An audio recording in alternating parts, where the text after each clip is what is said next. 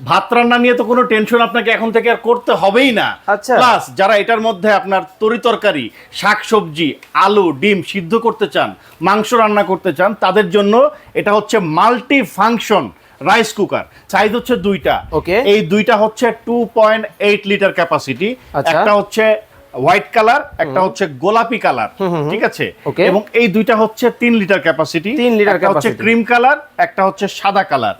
এগুলো তো কারেন্টে চলে, হ্যাঁ কিন্তু ভাই ইলেকট্রিসিটি বিল কেমন আসবে? ভাই, আপনি যদি প্রতিদিন ভাত রান্না করেন বা তরিতরকারি রান্না করেন, আপনি প্রতিদিন যদি 2 ঘন্টা করে ইউজ করেন, আপনার প্রতিদিন বিল 10 টাকার বেশি আসবে না। সারা মাস ব্যবহার করলে 300 টাকা বিল আসবে মাত্র মাত্র সারা মাস। এরকম একটা হাড়ি পাবেন, এসএসএর। এসএস এর হাড়ি। ওকে। এবং ভেতরে দেখেন একটা থাকবে মেজারিং কাপ এবং একটা থাকবে চামচ। ওকে। আমি দেখাই দিচ্ছি, এই দেখেন আচ্ছা। মেজারিং কাপ এবং চামচ। ওকে। এটার মধ্যে 1 কাপ পানি দিবেন, 1 কাপ পানি দিব, সরি 2 কাপ পানি দিবেন, 2 কাপ পানি দিব, দিবেন, 1 কাপ চাল 1 কাপ দিবেন। চাল দিবা। এটা হচ্ছে মাপ, পরিমাপ, ঠিক আছে?